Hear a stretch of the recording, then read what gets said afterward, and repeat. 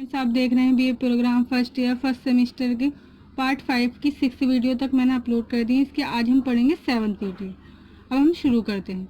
आपदा के प्रबंध से शमन तक। अभी बहुत हाल तक प्राकृतिक आपदा के प्रबंध इन आपदाओं के गुजर जाने के पश्चात होते रहे हैं।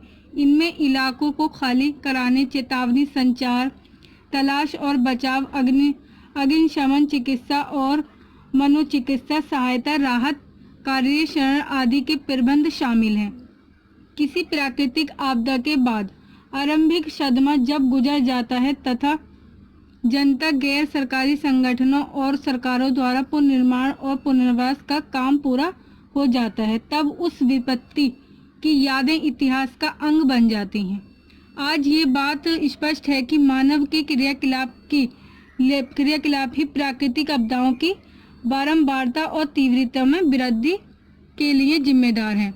बाढ़, भूकंप, चक्रवात आदि प्राकृतिक घटनाएं तो होती ही रहेंगी, वे हमारे पर्यावरण के अंग हैं, लेकिन चेतावनी की एक सुचारू कार्य व्यवस्था हो और प्रभावित होने वाला जन समुदाय भी इसके लिए तैयार हो तो प्राकृतिक आपदाओं की विनाश लीला को कम किया जा सकता है। इसलिए यद्यपि परंपरागत आपदा और प्रबंध मुख्यतः प्रतिक्रियात्मक व्यवस्थाओं पर आधारित था, पर पिछले कुछ वर्षों में एक अधिक कर्ममुखी शमन आधारित दृष्टिकोण की दिशा में धीरे धीरे परिवर्तन आया है। आपदा प्रबंध के एक बहुशास्त्रीय क्षेत्र है जिसमें मुद्दों का एक व्यापक दायरा शामिल है, जैसे भविष्य का अनुमान, चेतावनी, इलाका खाली कराने के प्रयास, तलाश और बचाव, राहत, पुनर्निर्माण और पुनर्वास। ये बहुक्षेत्रीय भी है क्योंकि इसमें प्रशासकों और वैज्ञानिकों, योजनाकारों, स्वयंसेवकों और समुदायों का संबंध होता है। ये भूमिकाएं और गतिविधियां आपदा पूर्व, आपदाकालीन और आपदा पश्चात योजनाओं को समेटती हैं। चूँकि ये गतिविधियां एक दूसरे की पूरक हैं और संपूरक हैं, इसलिए इनका समन्वय एक गंभीर आवश्यकता है। जन समुदायों तक वैज्ञानिक अनुसंधान और विकास के लाभ पहुंचाने के लिए वैज्ञानिक समुदायों और क्षेत्र आधारित एजेंसियों के बीच सूत्र विकसित किए जाने चाहिए। सरकारी एजेंसियों और गैर सरकारी संगठनों के बीच समन्वय की आवश्यकता है ताकि गतिविधियों में दोहराव से बचा जा सके तथा सरकार और जन समुदाय के बीच स्थायी संबंध स्थापित हो। आज हमारे पास अनेक प्रकार की आपदाओं के लिए अग्रिम चेतावनी की अनेक प्रणालियां मौजूद हैं। हालांकि वे पहले से ही सटीक हैं और भविष्यानुमान से सहायक हैं, पर यही सुनिश्चित करना काफ़ी नहीं है कि जन समुदाय आपदाओं से सुरक्षित रहे। आपदाओं के शमन की भूमिका यही अकाल महत्वपूर्ण हो जाती है। शमन का अर्थ प्राकृतिक आपदाओं के नकारात्मक प्रभाव को कम करना है। इसका अर्थ प्राकृतिक आपदाओं से मानव के जान माल की दीर्घकालिक सुरक्षा करना है। जहां आपात प्रबंध घटना विशेष के होने पर प्रत्युत्तर और बहाली संबंधित अल्पकालिक व्यवस्था है, वही शमन के क्रियाकलाप दीर्घकालिक व्यवस्था के अंग हैं।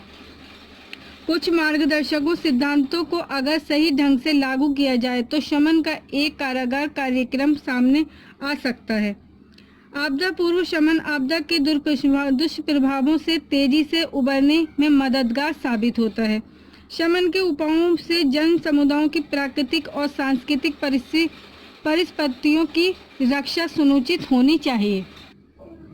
आपदा कम करने के उपायों में जन समुदायों को प्रभावित करने वाली विभिन्न विपत्तियां, उनकी इच्छाओं और प्राथमिकताओं को ध्यान में रखा जाना चाहिए। शमन के किसी भी उपाय में सरकार, वैज्ञानिकों और निजी क्षेत्र की गैर सरकारी संगठनों और जन समुदायों के बीच कारगर भागीदारी सुनिश्चित होनी चाहिए। शमन की किसी रणनीति के प्रमुख तत्व निम्न प्रकार हैं, जो ये हैं।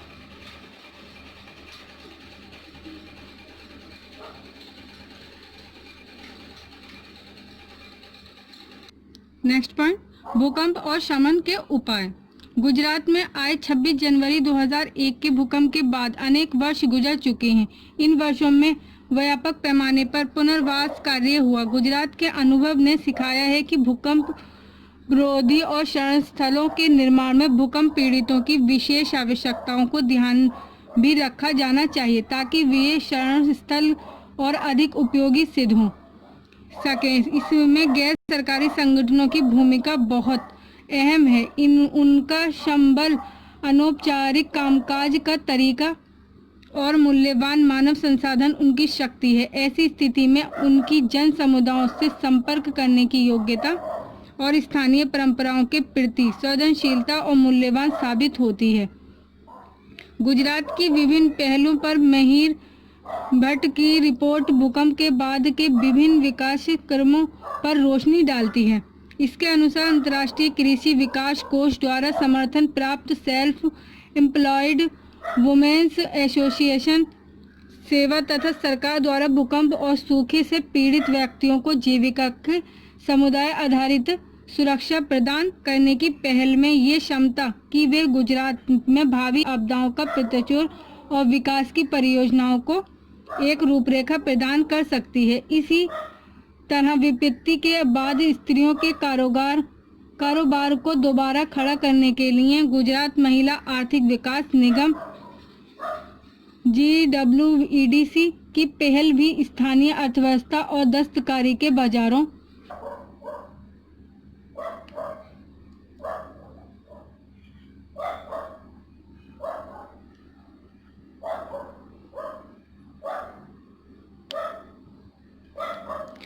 को पुनर्जीवन देने के बारे में अनेक व्यवहारिक पाठ पढ़ाती है। एशियाई विकास बैंक ADB से सहयोग प्राप्त ये परियोजना प्राकृतिक आपदा के बाद आय के सृजन और परिसंपत्तियों के निर्माण में निवेश को महत्व देती है। गुजरात के कृषि मंत्रालय ने प्रभावित किसानों को खेती के जो साज सामान दिए थे वे भी 2 फसलों के बाद उत्साहजनक परिणाम देने लगे हैं। फिर भी लेखक कहना चाहता है कि बचाव और पुनर्वास दोनों के लिए सरकार, स्थानीय गैर सरकारी संगठनों और स्थानीय जन समुदायों के बीच समन्वय और भी अधिक बढ़ाने की आवश्यकता है, क्योंकि इसके बिना देर हो सकती है।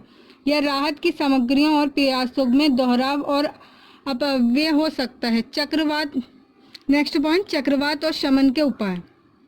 उष्णकटिबंध में चक्रवात प्राकृतिक विपत्ति ये वायुमंडल में हवा और विशाल घूमते हुए घेरे होते हैं जिनका क्षैतिज प्रसार 150 से 1000 किमी तक और ऊर्ध्व प्रसार सतह से 12-14 किमी तक होता है। वे अत्यंत कम दबाव के क्षेत्र होते हैं।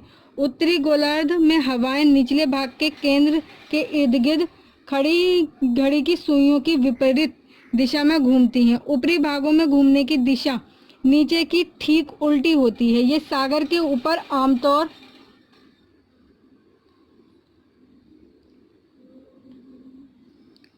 पर प्रतिदिन 300 से 5000 किमी तक आगे बढ़ती है। सागर के ऊपर चलते हुए ये सागर के गर्म पानी से ऊर्जा लेती है और कुछ तो विनाशकारी तीव्रता प्राप्त कर लेती है।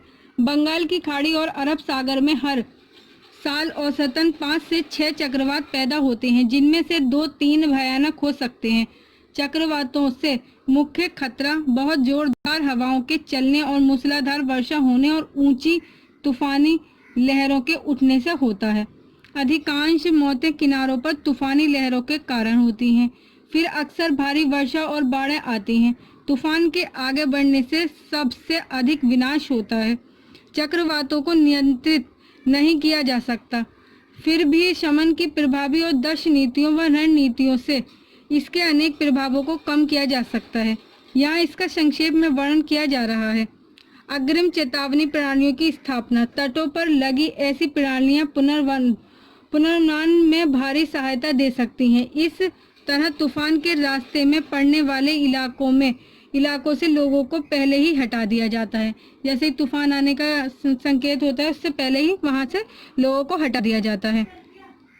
संचार के ढांचों का विकास। चक्रवात के शमन में संचार की अहम भूमिका होती है, लेकिन चक्रवात के दौरान यही सबसे पहले भंग होने वाली व्यवस्था भी है। आज अश्ववायु रेडियो अपरंपरागत संचार प्रणाली की दूसरी पंक्ति बनकर उभरा है और आपदा के शमन के लिए महत्वपूर्ण साधन है।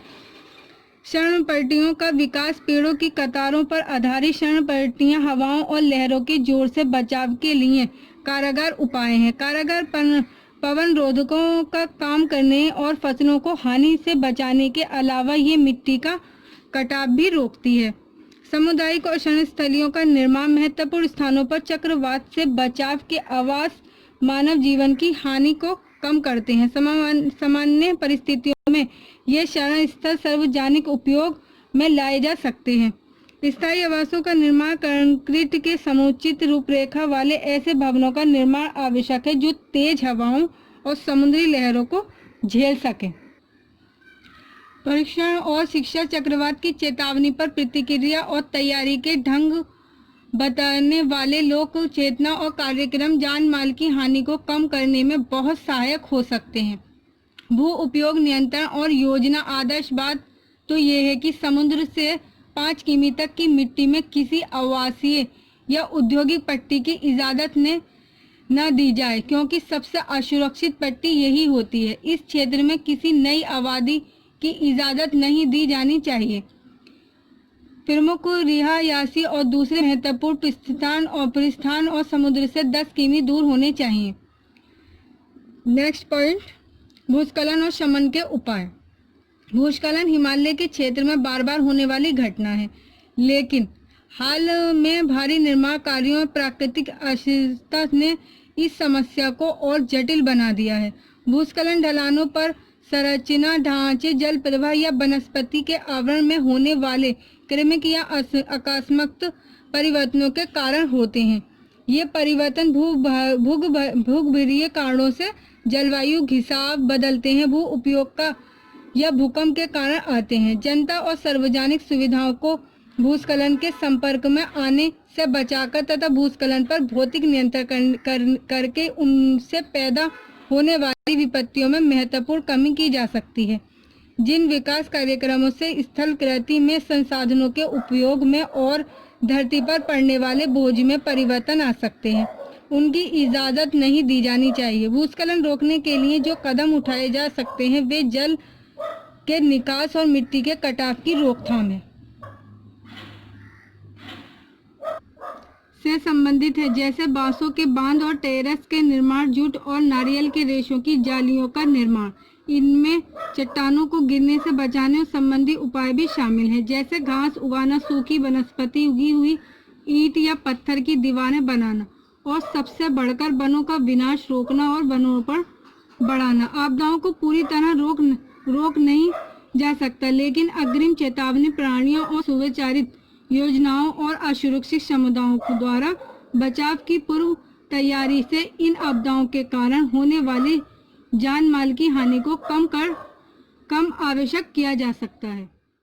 फ्रेंड्स, ये चैप्टर पूरा हो चुका है। अगर आप लोगों को मेरी वीडियो पसंद आए तो मेरी वीडियो को लाइक, शेयर एंड सब्सक्राइब करें, बेल आइकन को प्रेस करें, जिससे सबसे पहले आने वाली वीडियो का नोटिफिकेशन आप लोगों के पास पहुंच सके। Thanks for watching my video.